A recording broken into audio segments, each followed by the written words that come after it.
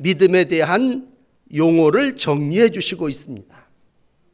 아시는 대로 유대인들은요, 제일 작은 걸 모래라고 그러고 겨자씨라고 그럽니다. 우리도 모래알이라고 하는 말은 많이 씁니다만 겨자씨는 정말 유대인 사회에 있어서 작은 것을 상징하는 용어입니다. 겨자씨만한 믿음이 있으면 된다라고 했을 때 겨자씨와 모래알이 다른 한 가지가 있습니다. 다 작은 건 공통점이로되 겨자씨에는 생명이 있습니다. 그러니까 똑같이 작고 티끌이지만 생명력이 있으면 그게 2m도 자라고 큰 나무가 돼서 새들이 거기 와서 놀게 되고, 아무리 작은 믿음이라도 믿음이 너희에게 있으면 그 믿음이 역사한다고 주님은 말하고 있습니다. 그래요. 그러니까 제자들은 믿음을 양적으로 생각해서 더 달라고 했는데 예수님은 내가 너희에게 더 주는 것보다도 이미 너희가 가지고 있는 믿음이 생명이 있으면, 그 믿음이 살아있는 믿음이라면 겨자씨 하나만큼만 있어도 능히 그 믿음이 영광 역사를 일으킬 것이라는 거죠. 그러면서 비유로 이런 얘기를 들고 있습니다. 여기 나무가, 뽕나무가 하나 있습니다. 이 뽕나무를 뿌리째 뽑아서 바다에 던져서 심기우라 해도 그대로 되리라. 여러분, 물론 나무도 이렇게 밑둥을 짜서 지팽이가 던져져서 싹이 난 예도 있습니다만, 뿌리를 뽑았다고 해도 그 나무가 바다에 던져진다면 아마 간수가 들어오기만 해도 나무는 죽을 텐데 그 나무가 살 턱이 있겠습니까? 근데 마음에 요만한 겨자씨 같은 믿음을 가지고 있는 이가 이 나무를 뽑아서 바다에 던져 심기우라 해도 그대로 될 거라는 말씀입니다. 제자들이 오늘 이 얘기를 들으면서 많은 생각들을 했고, 여러분들도 여러분 나름대로 지금 기대와 그림을 그리고 계실 겁니다. 야, 불가능한 거지만 하나님이 믿음을 가지고 바다에 던지면 심기어지고 그대로 될 거라고 하는 그러한 믿음이 있으면 거기에 정말 바다 위에 나무가 막 자라날 거다. 여러분 생각해 보십시다. 바다에서 나무가 자랍니까? 무슨 소리입니까? 택도 없는 소리지 바다에서 무슨 나무가 자랍니까? 그런데 이제 뒤에 삭개오에 대한 얘기를 19장에서도 하겠습니다만, 성경에 보면요, 주로 이 누가복음이 대상으로 하는 바리새인들과 제자들을 훈육하시는 말씀을 보면은요, 제자들의 그리고 바리새인들의 공통적인 생각은 바다에서 나무가 자라나지 못한다는 생각이에요. 삭개오, 저거는 죽어야 될 인간이, 막달라 마리아, 저건 죄인이고, 세리, 저건 정말 왼수고, 구약에 가면 밧세바, 그건 아주 다윗 왕을 망쳐놓을 요사스러운 사람이라는 얘기죠. 그러나 성경은 뭐라고 기록합니까? 우리아의 아내에게서 솔로몬을 낳고, 마태복음 1장 6절이 시작된다면 정말 될 수 없는 데서 하나님이 역사를 일으킨다고 하는 것이 믿음일진데, 짠 바닷물이 거기에서 나무가 자라날 때 도저히 난 저 사람이 인간 노릇할 줄 몰랐어? 그런 사람이 하나님의 귀한 사역 사명을 감당하며 예수님의 족보를 이루어 나가더라는 얘기죠. 그러므로 여러분, 믿음은 양이 아니라 질이죠, 질. 거기 생명만 있으면 되는 거죠. 또 우리가 생각하고 있는 믿음은 저를 포함해서, 오늘 평신도 주일이니까 모든 하나님의 자녀들이 그런 생각을 합니다. 돈, 막 믿음, 돈, 그렇게 시작해서 말씀을 드렸습니다만 모든 게 우리가 다 사업 중심이고 돈 중심입니다. 그래서 표현이 좀 어색할지 모르지만 우리의 뇌 구조가 완전히 돈으로 꽉 차 있습니다. 뭐니 해도 머니라고, 정말 우리의 뇌 속에는요, 야, 그러면 믿음이 있어갖고 바다에다가 나무를 심으면 그 상전 벽해를 이루어서, 야, 그게 돈이 좀 되겠구나. 병자를 고치고 귀신이 물러가면, 야, 그거 좀 돈 좀 되겠구나. 우리의 사고가, 많은 교회들이 엄청난 빚에, 가정들이 가계 부채에 꽉 차 있으니까 우리는 무조건 믿음, 그럴 때 야, 믿음도 좋지만 당장 그 믿음을 어떻게 활용을 해서 우리가 교회 빚도 갚고 가계 부채도 좀 해결해야지. 우리는 모든 생각이 다 이 세속보다도 물질에 꽉 차 있습니다. 여기에 얼마 전에 우리들 가운데 또 하나의 들어온 믿음이 뭐냐면 적극적인 사고라고 하는 겁니다. 믿음이라고 하는 게 뭐냐? 그건 이루어질 것을 확신하고 그대로 밀어붙이면 된다는 거죠. 어떤 교회들이 그런 믿음을 주장해서 교회를 성장시키던데, 우리도 왜 그런 적극적인 생각을 갖지 않냐? 한동안 사람들이 생각할 때 믿음이라고 하는 건 적극적인 사고요, 반드시 이루어질 거라고 하는 확신을 가지고 밀어붙이면 된다고 생각을 하는 그런 사고가 우리 가운데 또 들어와 있습니다. 이런 등등의 믿음의 모든 모습들을 사도들도 역시 가지고 있었겠죠. 오늘 이러한 믿음 위에 주님은 우리에게 진정 평신도는 하나님의 종이 되고 하나님의 일을 감당하는 사람들에게 있어서 믿음이라고 하는 것이 뭐냐? 믿음을 더하소서라고 할 때, 믿음이라고 하는 건 1번, 2번, 3번도 아니고 바로 나를 믿는 거다. 여러분, 믿음의 대상은 어떤 사고, 긍정적인 사고도 아니고요, 물질도 아니고요. 믿음이라고 하는 건 내가 하나님을 믿는 겁니다. 여러분, 내가 이거 이루어질 거야, 이거 이루어질 거야, 밤새 내가 그걸 100번, 1000번 외친다고 이루어진다면 그렇게 하라고 가르쳐 주시겠죠.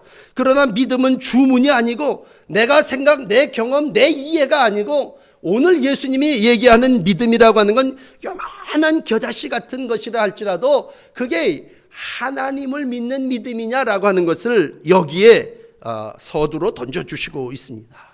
그러므로 바라기는 여러분, 교육을 받아서 믿음이 생기는 거 아니고 오늘 우리가 믿는다고 하는 건 내 믿음의 대상인 절대자이신 예수께서, 하나님께서, 성령께서 우리 가운데 이러한 일들이 이루어진다고 할 때, 여러분, 천지를 창조하신 하나님이 바다에다가 나무를 심어서 살리겠다고 얘기하시면 그건 허무맹랑한 얘기가 아니라 우리의 믿음의 대상이신 하나님이 그렇게 하시고자 할 때에 우리는 뭐예요? 그러면 하나님의 일이고 죽은 자도 살리시는 하나님이 그 뿌리째 뽑힌 거니까 능히 그렇게 될 수 있다고 하는 믿음을 가지면 된다고 할 때, 이건 내 생각, 내 경험, 내 이해가 아닌 나의 주, 나의 하나님이 그렇게 해 주실 거라고 하는 것을 믿고 살아계신 하나님께 모든 걸 맡기는 거죠. 그렇다면 오늘 이 믿음을 예수님은 두 번째로 예를 들어서 설명을 하고 있습니다. 겨자씨 하나만한 믿음이 있었더라면 이라고 얘기할 때 큰 믿음, 작은 믿음이 아니라 너희에게 정말 예수를, 하나님을, 성령을 믿는 믿음이 요만큼이라도 있다면 이라고 얘기할 때 주님은 그걸 오늘 우리에게 순종이라고 하는 말로 풀어주시고 있습니다. 여러분, 지난 시간에도 좀 그런 말을 드렸습니다만 순종이 무슨 종이냐? 그런 생각을 한번 해보세요. 순종이라고 하는 단어는 휴대폰을 찾아보시고 순종이라는 종은 어떤 종이냐라고 할 때 순종이라고 하는 말은요, 진짜 순진한 마음을 가지고 모든 걸 그대로 다 믿는 종이에요. 일부 예배 때 말씀드린 착한 종입니다. 우리는 근데 어떻습니까? 내 기분, 내 잣대를 딱 가지고 기분이 좋고 뜻이 맞으면 따르겠습니다. 오늘 내가 그 일을 위해서 얼마를 헌금하고 적극적으로 나도 지지합니다. 우리가 그렇게 합니다. 근데 순종은 그게 아니라 내 뜻에 맞지 않더라도, 그래요, 내 생각과 내 경험에 접수가 되지 않아도 기쁜 마음으로 따르는 게 순종이에요. 그러므로 이 순종은 정말 종 중에도 정말 어리석고 착한 일을 하는, 그러면 오늘 주님이 얘기하시는 이 단어의 순종이라고 하는 건 뭐냐? 이미 종은 그 일에 대한 대가를 받아놓고 일을 하는 사람이에요. 그러므로 어떤 제사보다도 주님이 순종이 낫다고 말씀했다면 오늘도 순종이라고 하는 말을 하나 정리해 드리면요, 사사기 6장 15절에 기드온이 얘기합니다. 그랬을 때 나는 내 아버지 집에서 가장 작은 자입니다. 그랬더니 여호와께서 그에게 이르시되 내가 반드시 너하고 함께 하리니 네가 미디안 사람 치기를 한 사람 치듯 하리라. 이렇게 말씀하셨습니다. 난 아주 정말 작은 자입니다. 그랬어요. 그랬더니 내가 너하고 함께 하는데 나는 엄청난 역사를 가진 사람인데 내가 너와 함께해서 네가 저 수천 수만의 미디안 군사 저걸 무찌르를 한 사람 툭 치듯 해서 넘어뜨리라고 하는 얘기죠. 그렇습니다. 믿음이라고 하는 건 나는 작고 약하지만 하나님의 역사가 일어날 때에 그 모든 일들이 나타나는 것을 믿는다면 믿음은 여러분과 함께 하시는 하나님의 역사를 믿는 것입니다. 모세 얘기를 안 할 수 없죠. 모세가 소명을 받았습니다. 너 이스라엘을 건져라. 아유, 난 이래서 안 되고 저래서 안 되고 이래도 못합니다. 그럼 믿음이 없이 얘기를 했죠. 그랬더니 뭐예요? 마지막에 그래 가. 내가 너와 함께 할 거야. 그렇게 얘기했을 때 갔습니다. 처음에는 자기가 뭘 해보려니까 너무 애급이 커요. 자기가 거기서 종살이도 해보고 그 궁정에서 살아봤지만 이건 도저히 감당해낼 수 없는 대상이에요. 순종하지 못했습니다. 하나님 여러 가지 재앙을 통해서 역사를 통해서 내가 너와 함께 하리라 말씀하셨습니다. 시브리서 4장 11절은 이렇게 얘기합니다. 순종하지 아니하는 자를 본받지 말고 이 세대를 따라 너희가 종노릇하고 물질의 종노릇하지 말고 오직 하나님과 함께 하나님의 말씀을 따르고 순종하는 것이 믿음의 사람임을 일러주시고 있습니다. 그러므로 여러분 누가 뭐라고 그랬어요? 그렇게 얘기하시면 안 됩니다. 그러면 왜 여러분 그렇게 얘기하는 삼촌에게 순종하시죠? 우리가 하나님을 믿는다고 하는 건 나의 믿음의 대상이신 하나님이 오늘도 이렇게 말씀을 통해서 인도해 주시고 주의 음성을 듣고 제자들이 그러면 믿음을 더해 주십시오. 야, 믿음이라고 하는 건 겨자씨 하나만 있어도 큰 바다에 거목을 만들어내는 거란다. 그렇게 표현을 해 주신 겁니다. 오늘 우리의 마음에 제자들하고 똑같은 생각을 가지고 있다면 두 번째로 하시는 예수님의 비유를 들어보십시오. 예수님은 밭에서 돌아온 종의 비유를 8절 이후에 하고 있습니다. 믿음으로 종들이 삶을 사는데 여기 밭에서 돌아온 종은 누구냐? 정말 그 집에 밭일을 하고 그리고 그 집에 목축을 감당하는 종이에요. 그러니까 이 사람의 몸은 내게 아니라 주인의 겁니다. 그리고 이 사람이 해야 될 일은 조금 다른 두 번째 표현으로 수종입니다. 수종. 아까 순종을 말씀드렸다면 이번에는 수종이에요. 수종. 아주 그냥 모든 걸 다 듭니다. 아주 어릴 적 저희 경험을 얘기한다면 우리 초등학교 다닐 때 선생님이 야 아무개야 점심시간이 됐으니 너 저 우리 집에 가서 선생님 도시락 좀 가지고 와라. 그러면 내가 지금 내 도시락을 먹어야 될 시간인데 선생님이 얼른 집에 가서 사모님이 만들어 놓은 도시락을 찾아오려는데 내 걸음이 날아갑니다. 날 시켰거든요. 많은 아이들 중에 내가 뽑혔거든요. 난 배가 고프지도 않습니다. 뛰어가서 자기 먹는 것 자제 절제 뒤로 하고 그냥 갔다 오는데 점심시간이 지나가도 내 마음은 기쁩니다. 선생님이 나를 시켰거든요. 그게 수종드는 거라고 하는 건 인정을 받고 하나님께서 내게 주신 종, 거기에 무슨 권리가 있습니까? 거기에 무슨 소유가 있습니까? 그저 시키니까 고마운 거죠. 감사한 거죠. 여러분, 그러므로 수종 들고 난 후에 야, 너 밥 먹어라, 그런 얘기도 오늘 이 비유 가운데 없어요. 그냥 알아서 저 부엌 뒤에 가서 바가지에다가 얼른 물 말아서 한술 그냥 먹고 말았을 겁니다. 오늘 종을 얘기한다면 종에게는요 소유권이 없습니다. 생명이 주인께 있습니다. 내게 내 거라고 주장할 수 없습니다. 하루 종일 일하고 돌아와 피곤하고 배고픈 건 종이 더 많이 일했죠. 주인은 야 이거 해 저거 해 그리고 입으로 말로만 했죠. 뻘뻘 흘리고 떼약볕에서 밭에서 일한 사람 종입니다. 그런데도 돌아와서는 턱 앉아갖고 밥상 차려 내리는 게 주인이에요. 그러면 주인하고 같이 겸상합니까? 절대로 그럴 수 없죠. 주인 다 잡수고 나서 그리고 난 다음에 얼른 한 숟갈 먹을 수도 있는 거죠. 그럼 보상이 나중에 연말에 무슨 쌀가마리에도 줍니까? 보상 없습니다. 그 집의 소유물이거든요. 종은 보수가 없습니다. 보통 채용했으면요, 일한 다음에 삭슬 줘야 할 거 아닙니까? 그런데 종은 그냥 그 집에 사는 사람이니까 따로 삭을 줄 필요가 없는 거예요. 많은 분들이 연말이 되면 시험 들죠. 하루 1년 애쓰고 수고했는데 내가 들은 전학값만 해도 내가 이 속장돼 갖고 얼마인지 아십니까? 그랬을 때 아니 그건 내가 좋아서 해야지. 여러분, 하나님의 일을 하는데 무슨 보상이 있습니까? 어떤 사람이 물에 떠내려가는데요, 그 사람을 건져줬대요. 그랬더니 너무 고마워 갖고 아유 이거 일생 은혜로 여길 테니 이름 좀 가르쳐 달라고 그랬더니 그이가 아니 선한 사마리아인이 무슨 이름이 있습니까? 그렇죠. 도와주면 도와주는 거로 끝나고 일하면 일하는 걸로 끝나는 거죠. 종의 또 하나의 모습을 여러분들에게 드리고 싶은데 그건 종이 여기서 불만 불평을 하지 않습니다. 얼마나 피곤하겠습니까? 그런데도 조금도 불평하거나 원망하지 않습니다. 종은요 하나 있어요. 죽도록 충성입니다. 죽도록 충성하라. 그리하면 생명의 면류관을 주리라. 그런 말씀입니다.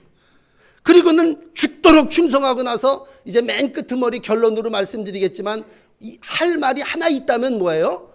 나는 무익한 종이로소이다. 이야, 그렇게 일을 해놓고도 나는 무익한 종이라 그렇게 말할 수밖에 없다고 하는 것입니다. 여러분, 우리가 집안 얘기를 좀 하십시다. 요즘 애들이 뭐 일을 해요. 지가 지방을 치고도 돈 내놓으래요. 아니 네 방을 네가 쳤는데 왜 내가 돈을 주냐. 분명하게 애들은 대가를 요구합니다. 집안 청소했으니 얼마를 주십시오. 그런데 우리 어머니는 어떻습니까? 진짜 자기 건 엄마가 가지고 있는 모유입니다. 그 모유를 애한테 다 수유합니다. 그리고 애한테 우유값 청구합니까? 이건 100% 내 거예요. 다 준 겁니다. 그렇습니다. 우리가 일을 하면서 어떤 경우에 정말 내가 보상을 요구하고 삭슬 요구한다면 그건 가정의 관계가 깨진 거죠. 여기 가나의 혼인잔치집이 있습니다. 여기 종들이 있습니다. 그럼 물을 떠오라 그러니까 그대로 했습니다.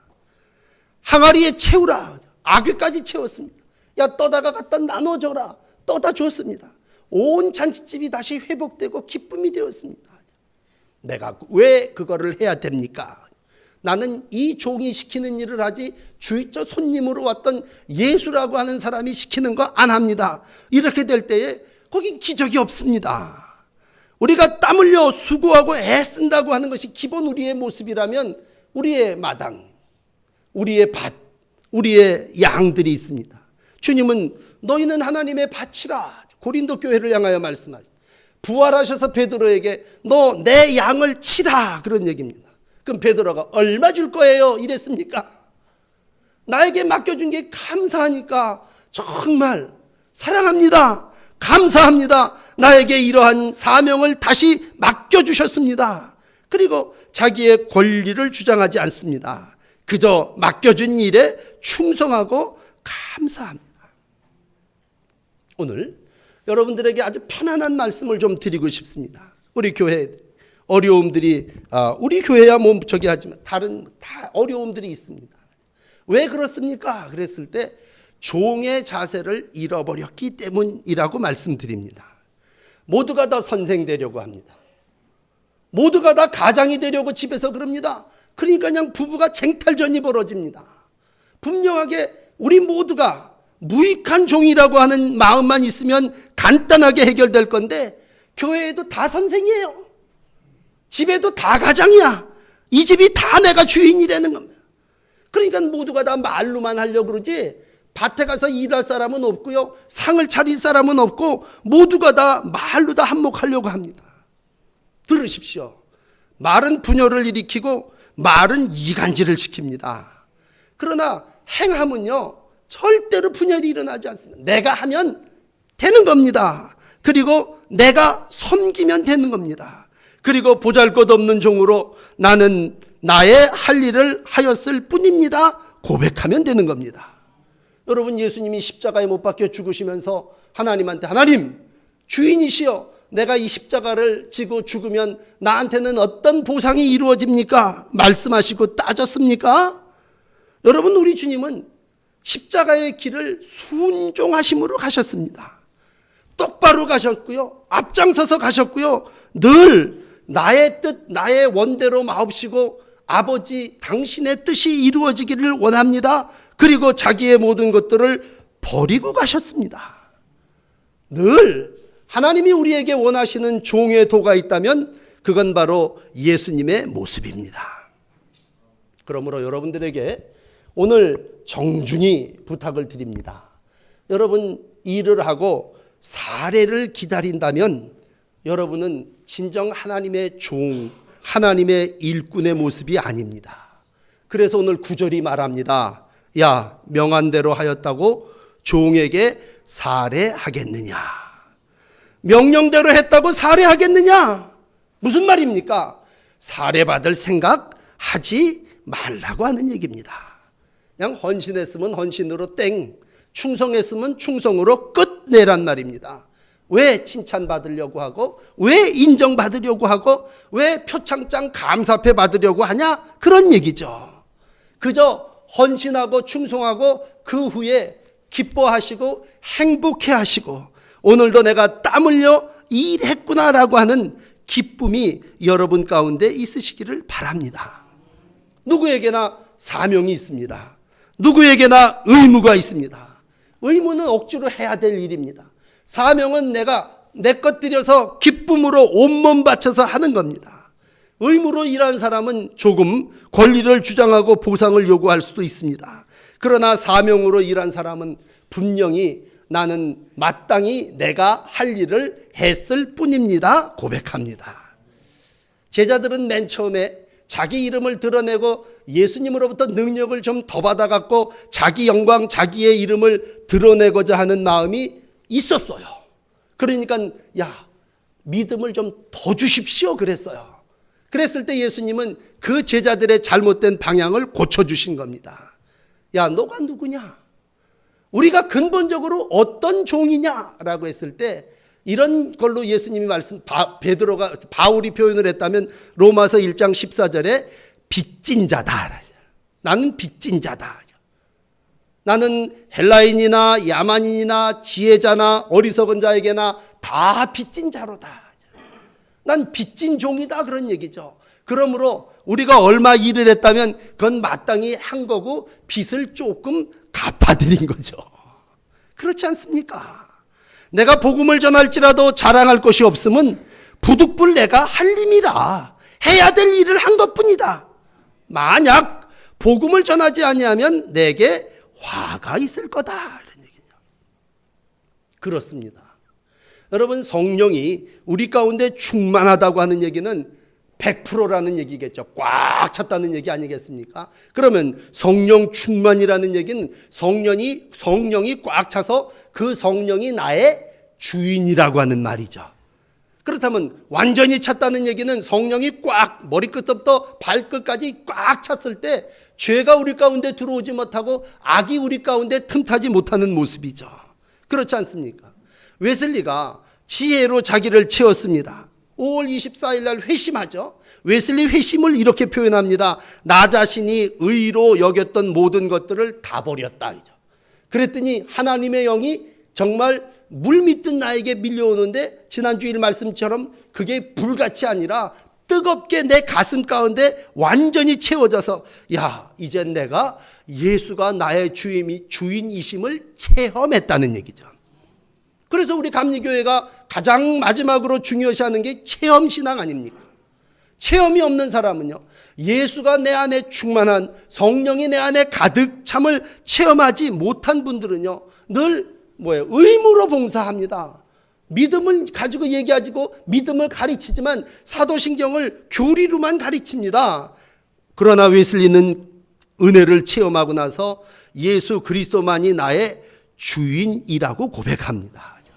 주님만이 나의 가정의 주인이시고 주님만이 내 삶, 내 몸의 주인이라는 얘기죠. 여러분 가운데 가정적으로 어려움이 있으십니까? 문제가 있으십니까? 제가 오늘 답을 하나 드릴게요. 여러분이 주인 되려고 해서 그 문제가 생긴 거 아닙니까? 주인이 많고 종이 없으면요, 문제가 생깁니다. 어떤 젊은 집사님은 저한테 아주 대놓고 그래요. 목사님, 애가 상전이에요. 야, 네가 그렇게 가르쳤지. 애가 왜 상전입니까? 애는 애지. 아주 그냥 애 때문에 바빠서 아무것도 못하겠대요. 애는 애고 상전은 하나님이고 너희 남편일 수도 있지. 어떻게 애가 네 상전이 되냐. 이런 질서가 무너져 버린 거죠. 애는 애입니다. 애가 상전이 되고 애 때문에 남편 당신도 저기 갔고 교회 그것도 좀 그만두고 그러면 우리가 친정 가정이 그 애를 위해서 존재합니까? 여러분 문제가 어디에 있느냐라고 할 때 주인이 너무 많기 때문에 문제가 생깁니다. 오늘 결론을 많이 망설였습니다만 제가 아주 편한 예를 하나 들어드릴게요. 우리 강화에서 교동에서 우리 전인순 장로님도 계시지만 목회를 했습니다. 열심히 있는 장로님 아주 이름만 되면 인정받는 그런 장로님 부부가 있습니다. 공부도 많이 하셨습니다.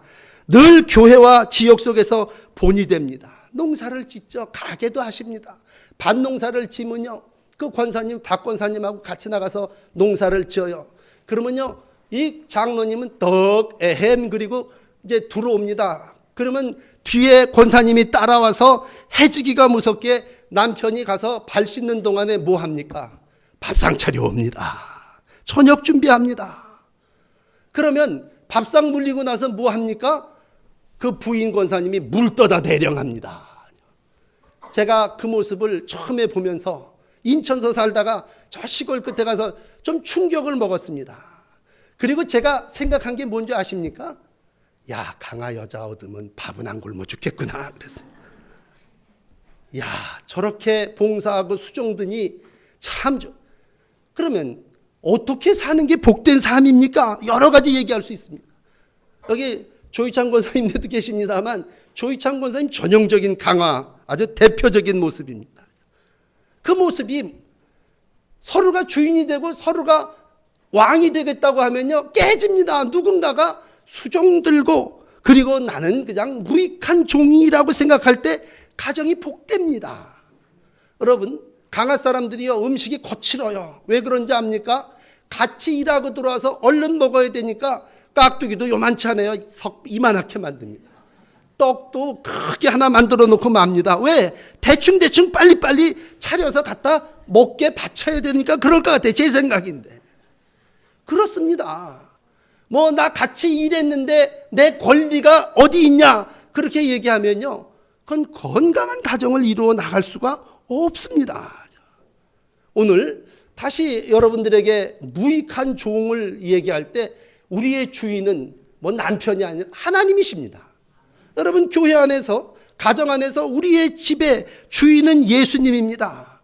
그러면 믿음이 뭡니까? 간단합니다. 그저 믿고 순종하면 됩니다.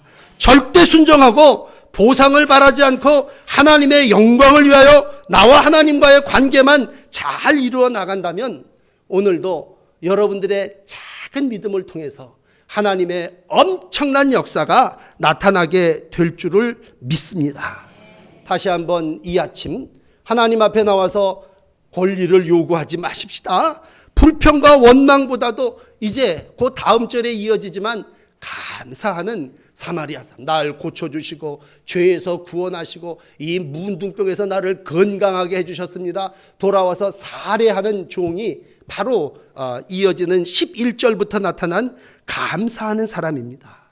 그저 종이 할 일은 마땅히 해야 될 일을 한 것뿐입니다. 감사합니다. 그렇게 할 때에 그 믿음에 하나님께서 큰 나무를 이루어가는 거목의 복을 허락하여 주실 줄을 믿습니다. 다시 한번 이 믿음 위에 굳게 세워지는 여러분들의 가정과 우리 교회 그리고 저와 함께 무익한 종이라고 고백하며 섬김의 도를 이루어 나가는 평신도들이 다 되시기를 주의 이름으로 축복합니다. 기도하겠습니다.